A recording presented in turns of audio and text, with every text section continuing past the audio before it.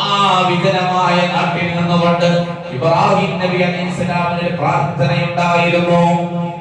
ആ പ്രാർത്ഥന പരിശുദ്ധമായ ഖുർആനിൽ സൂറത്തുൽ ബഖറയുടെ 128ാമത്തെ ആയത്തിലൂടെ അല്ലാഹു പഠിപ്പിക്കുന്നുണ്ട്. അല്ലാഹുമ്മ റബ്ബിജൽ ഹാദാ ബലദൻ ആമിനാ. ഈ നാട് ഒരു നിർഭയത്വത്തിന്റെ നാടാക്കണേ അല്ലാഹ്. ഇവിടെ ആർക്കും ഭയമില്ലാതെ ജീവിക്കാൻ പറ്റുന്ന നാടാക്കണേ അല്ലാഹ്. വറസുഖ്ഹു ലഹു മിനസ് സമറാത്ത്. ഈ നാട്ടിലുള്ള ആളുകൾക്ക് നീ സുഭിക്ഷമായ ഭക്ഷണം നൽകണേ അല്ലാഹ്. ഇബ്രാഹിം നബി അലൈഹിസ്സലാത്തു വസ്സലാമിന്റെ മക്കയിലുള്ള അന്നത്തെ പ്രാർത്ഥനയായിരുന്നു നിർഭയത്വത്തിന്റെ നാടായി മക്ക മാറി എന്നുള്ളതാണ്. നിർഭയത്വത്തിന്റെ നാടായി മക്ക മാറി. ആ പരിശുദ്ധമായ കഅബാലയത്തിന് നമ്മൾ പറയുന്നത് ഹറം ശരീഫ് എന്നാണ്. അവിടെ എത്രത്തോളം ഒരാൾക്ക് നിർഭയത്വമുണ്ട്, പേടിയില്ല എന്ന് ചോദിച്ചാൽ ഹജ്ജിന് പോകുന്ന ആൾക്ക് അവിടെ വേട്ടയാടാൻ പാടില്ല, അവിടെയുള്ള മരങ്ങൾ മുറിക്കാൻ പാടില്ല.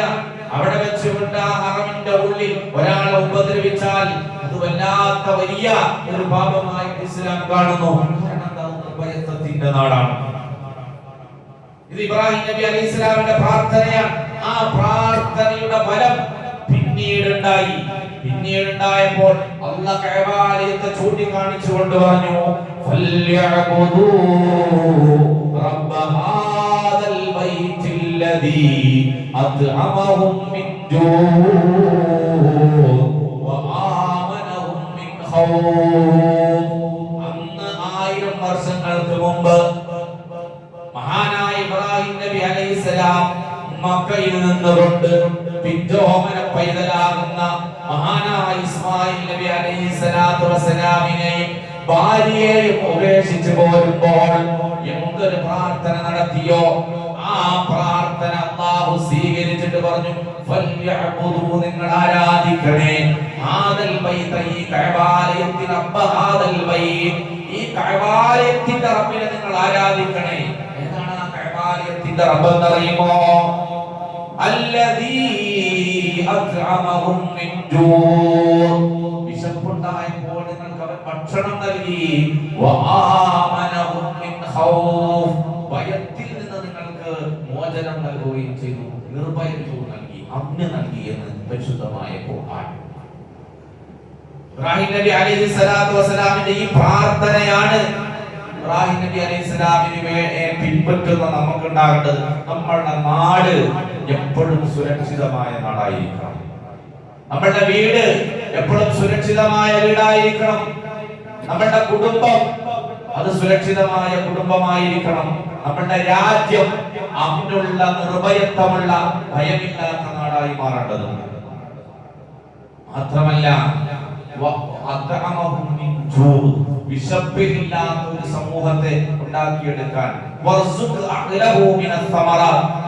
സമൃദ്ധിക്ക് നീ അവർക്ക് ഭക്ഷണം കൊടുക്കണമെന്ന് ഇബ്രാഹിം നബി അലൈഹിസ്സലാം. നമ്മൾ കച്ചവടം നടത്തുമ്പോ, നമ്മളെ കൃഷി നടത്തുമ്പോ, നമ്മൾ ഇടപാടുകൾ നടത്തുമ്പോ അവിടെയൊന്നും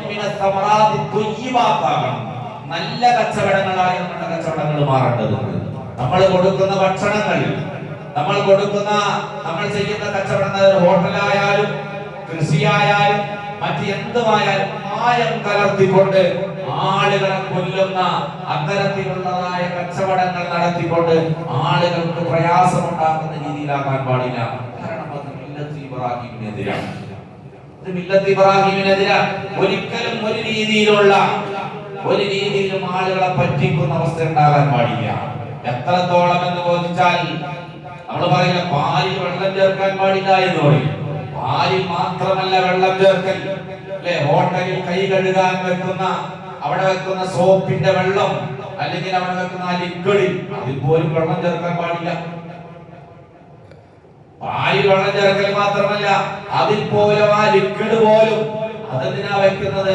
അവന്റെ കയ്യിലുണ്ടായതായ ബീഫിന്റെ അല്ലെങ്കിൽ അവൻ തിന്ന ഭക്ഷണത്തിന്റെ കൊഴുപ്പും അതിന്റെ സ്മെല്ല് പോകാൻ വേണ്ടിയിട്ടാണ്. അതിൽ നമ്മള് വെള്ളം ചേർത്താൽ പാലിൽ വെള്ളം ചേർക്കും പോലെ തന്നെയാണ്. കേവലം ഒരു പാലിലേക്ക് മാത്രം ഒതുക്കപ്പെടേണ്ട ഒന്നല്ല അത്. അതുകൊണ്ട് ഈ രീതിയിലുള്ള ഒരു മില്ലത്ത് ഇബ്രാഹിമാണ് ഇബ്രാഹിം നബി അലൈഹിസ്സലാത്തു വസ്സലാം ഉണ്ടാക്കുന്നത്. മാത്രമല്ലല്ലോ, ഏകദൈവ വിശ്വാസത്തിലേക്ക് അള്ളാഹുവിന്റെ പ്രവാചകൻ മഹാനായ ഇബ്രാഹിം നബി അലൈഹി സ്വലാത്തു വസ്സലാം ആളുകളെ ക്ഷണിച്ചു എന്ന് മാത്രമല്ല, പരിശുദ്ധമായ ഖുർആനിൽ ഇബ്രാഹിം നബി അലൈഹി സ്വലാം സൽക്കാരം നടത്തിയ വിഭാഗം ആളുകൾ പറയുന്നുണ്ട്. ആർക്കാ സൽക്കാരം കൊടുത്തത്? ആർക്കാ ഭക്ഷണം കൊടുത്തത്?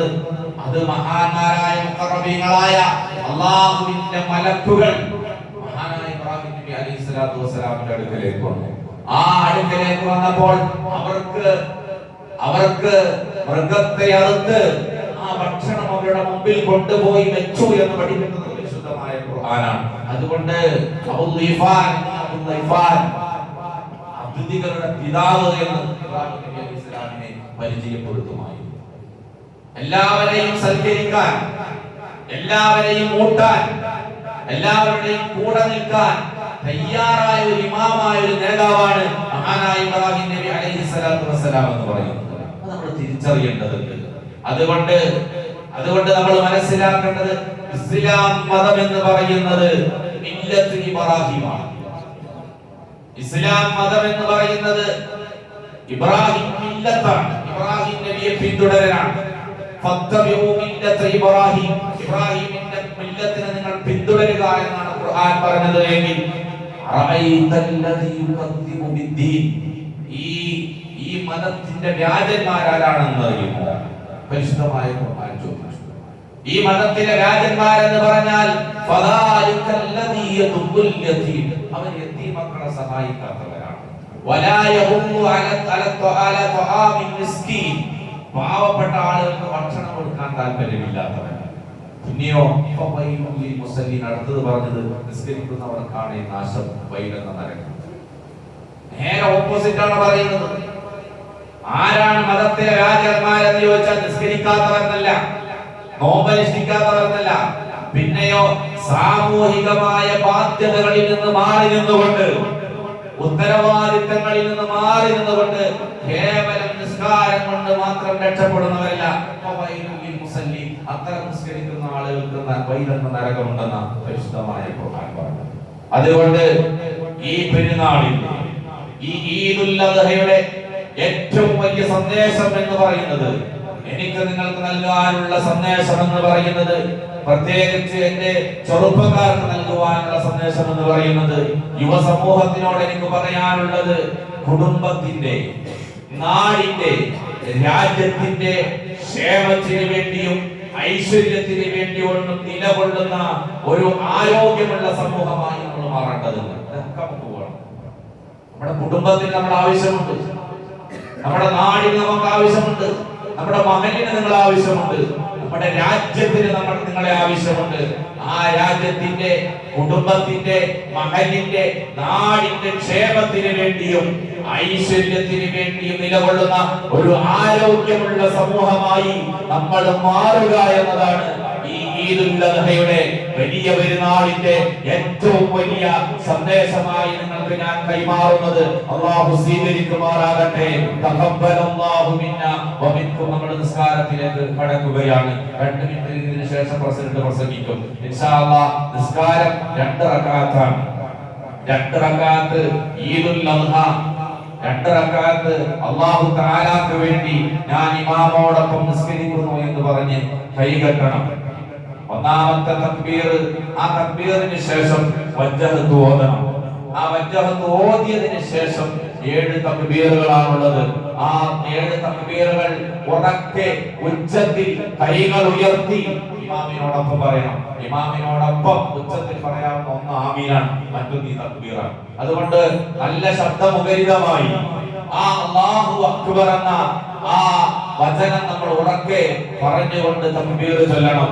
അങ്ങനെ കൈകെട്ടി കഴിഞ്ഞാൽ സുബ്ഹാനല്ലാഹി വൽഹംദുലില്ലാഹി വലാ ഇലാഹ ഇല്ലല്ലാഹു വല്ലാഹു അക്ബർ എന്ന് പറഞ്ഞ് 7 തക്ബീറാണ്. അതിനുശേഷം ഫാത്തിഹയും സൂറത്തും മറ്റു സാധാരണ നിസ്കരിക്കും പോലെയാണ് നമുക്കറിയാം. അതുപോലെ രണ്ടാമത്തെ റക്അത്തിലേക്ക് എഴുന്നേറ്റ് വരുന്ന തക്ബീർ കൂടാതെ 5 തക്ബീറുകളാണുള്ളത്. അത് നിങ്ങൾ ഉറക്കെ പറയുക.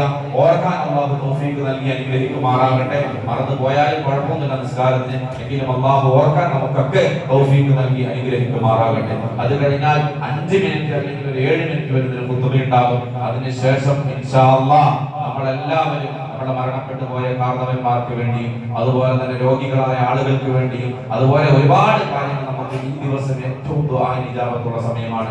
കുറച്ച് ദുആ ചെയ്തതിനു ശേഷമാണ് മുസാഫഹത്ത് ചെയ്ത് നമ്മൾ പിരിയേണ്ടത് എന്നത് മാത്രമല്ല, പറ്റുന്നവരൊക്കെ ഒരുമിച്ച് നിന്നുകൊണ്ട് നമ്മളൊരു എന്താ പറയാ ഒരു സന്ദേശമൊക്കെ കൈമാറി നമ്മൾ പുറത്തുനിന്നുകൊണ്ട് കൈമാറി പോകണം. അതുകൊണ്ട് പെട്ടെന്നൊന്നും പോകാതെ കുറച്ചു നേരമൊക്കെ എല്ലാവരും പള്ളിക്ക് പുറത്തൊക്കെ നിൽക്കണം. അല്ലാഹു തൗഫീഖ് നൽകി അനുഗ്രഹിക്കുമാറാകട്ടെ.